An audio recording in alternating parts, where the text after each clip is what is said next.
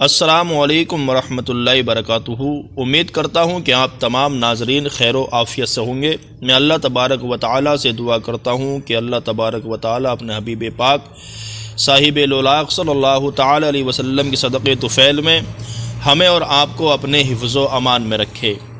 دیکھیے، آج کے دور کے اندر اگر کوئی دنیا سے چلا جاتا ہے، اگر بیٹا چلا جائے تو باپ بھلا دیتا ہے، باپ چلا جائے تو بیٹا بھلا دیتا ہے، شوہر کا انتقال ہو جائے تو بیوی بھلا دیتی ہے، بیوی کا انتقال ہو جائے تو شوہر بھلا دیتا ہے، بھائی کا انتقال ہو تو بھائی بھلا دیتا ہے، بہن کا انتقال ہو تو بہن بھلا دیتی ہے، الغرض رشتہ دار کا انتقال ہو تو رشتہ دار بھلا دیتا ہے، احبہ اقربا کا اگر انتقال ہو تو اس کو احبہ بھلا دیتے ہیں۔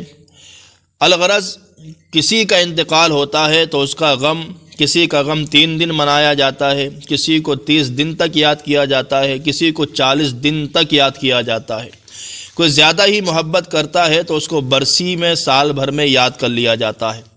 مگر یہ کون لوگ ہیں، یہ کیسی شخصیتیں ہیں جنہوں نے اللہ کے دین کے لیے اپنی زندگیوں کو وقف کر دیا، مٹا دیا، مگر آج بھی امت محمدیہ ان کو بھولنے کے لیے تیار نہیں ہے۔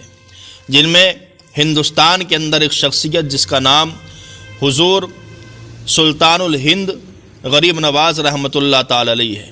یہ بہت سارے اللہ کے ولی ہیں، سب ہمارے سر کے تاج ہیں، کسی کو وصال کیے ہوئے کتنا وقت ہو گیا، مگر آج بھی ان کا ذکر خیر ہمارے لبوں پر، ہماری زبان پہ رہتا ہے۔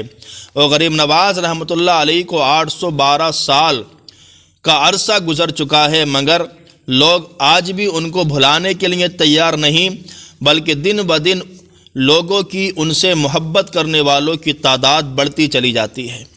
ایسا کیوں ہے؟ اس کی وجہ صرف اور صرف یہ ہے کہ جب بندہ اپنے آپ کو بھلا کر کے، اپنے آپ کو مٹا دے، دنیا سے الگ کر دے، اور اللہ اس کے رسول کی رضا کے لیے اپنی پوری زندگی کو، پوری مبارک زندگی کو اگر قربان کر دیتا ہے، وقف کر دیتا ہے، تو رب تبارک و تعالیٰ اس کے نام کو مٹنے نہیں دیتا، بلکہ لوگوں کے دلوں پر اس کے نام کی محبت ڈال دیا کرتا ہے۔ آج دیکھیں، حضور غریب نواز نے اپنی پوری زندگی دین الہی کے، دین خدا کے لیے، دین مصطفیٰ کے لیے پوری زندگی کو وقف کر دیا، اور اس دین کی اشاعت کے لیے، اس دین کو پھیلانے کے لیے کتنی قربانیاں دی۔ ہر انسان کو اپنا وطن جو ہے، اپنا گاؤں بڑا عزیز ہوتا ہے، مگر سب کچھ چھوڑ دیا، گھر بار سارا کچھ مصطفیٰ کے دین کے لیے۔ اسی لیے اللہ نے آپ کو یہ انعام دیا کہ جیسے جیسے وقت گزرتا جا رہا ہے، غریب نواز کے عاشقوں کا ہجوم بڑھتا چلا جا رہا ہے۔ آپ خود دیکھیں، آپ دیکھیے، حضور غریب نواز رحمۃ اللہ تعالی علیہ جب ہندوستان میں تشریف لے کر کے آتے ہیں اور آپ نے اسلام کی تبلیغ کرنا جب شروع کیا، تو آپ کی نماز دیکھ کر کے، آپ کے روزے دیکھ کر کے، آپ کے حج و زکوٰۃ دیکھ کر کے لوگوں نے اسلام کو قبول نہیں کیا، بلکہ اگر قبول کیا تو آپ کی زبان دیکھ کر کے، آپ کا کردار دیکھ کر کے، آپ کا اخلاق دیکھ کر کے لوگ آپ کی طرف کھنچتے چلے جاتے تھے۔ کیسا اخلاق تھا، کیا زبان میں تاثیر تھی آپ کی کہ لوگ آپ کی بارگاہ میں آتے، ہم کلام ہوتے، بات کرتے، اور کلمہ طیبہ پڑھ کر کے دائرے اسلام میں داخل ہو جاتے تھے۔ میں اسی طریقے سے ایک واقعہ آپ کے سامنے رکھنا چاہتا ہوں کہ ایک دوسرے مذہب کے بہت بڑے دھرم گرو تھے، ان کے پاس جب یہ بات پہنچی کہ ایک اجمیر شریف کی سرزمین پر ایک کوئی بابا ہے جس کے نام کا بڑا شورا ہے، بڑا ڈنکا بجتا ہے، اس نے سوچا کہ چلو میں ان سے جا کر کے مناظرہ کرتا ہوں۔ آج تک میرے سوالوں کا جواب کوئی بھی نہیں دے سکا ہے، کیوں نہ میں ان بابا سے، حضور معین الدین اجمیری سے جا کر کے اپنے سوال کے جواب عنایت کروں۔ اس نے اپنے یہاں سے سفر شروع کیا۔ جب سفر شروع کیا، چلتے رہے تو 1-2 دن کا سفر نہیں، بلکہ 8 دن یا 10 دن کا متواتر سفر تھا۔ سفر اس زمانے میں لوگ بڑی مشقتیں پیش آتی، اس کے بعد سفر پورا ہوا کرتا تھا۔ آج کل تو بہت آسانیاں ہیں۔ جب وہ آئے، اجمیر شریف کی دھرتی پر اور حضور غریب نواز کی بارگاہ میں آ کر کے بیٹھے۔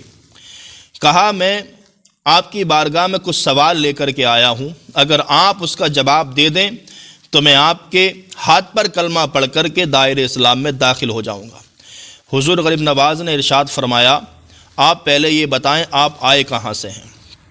انہوں نے علاقہ بتایا کہ میں وہاں سے آیا ہوں اور 7-8 دن کا سفر متواتر کر کے آپ کی بارگاہ میں پہنچا ہوں۔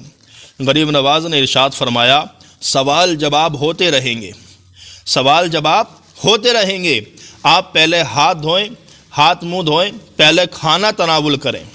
غریب نواز نے ان کو کھانا کھلایا، کھانا کھلانے کے بعد آپ نے بستر بچھا دیا، ارشاد فرمایا آپ اس بستر پر آرام کر لیں، صبح انشاءاللہ بات ہو جائے گی۔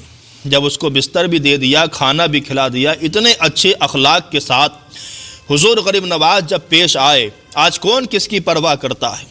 اپنوں کی نہیں کرتے، رشتہ داروں کی لوگ پرواہ نہیں کرتے، رشتہ دار آتے ہیں منہ موڑ کر کے لوگ نکل جاتے ہیں، مگر غریب نواز نے ایک دوسرے مذہب کے دھرم گرو کو دیکھا، اتنی عزت دی، اور ایسے الفاظ، وہ کون سے الفاظ ہوں گے غریب نواز کے، ان الفاظوں پر ہماری زندگیاں قربان۔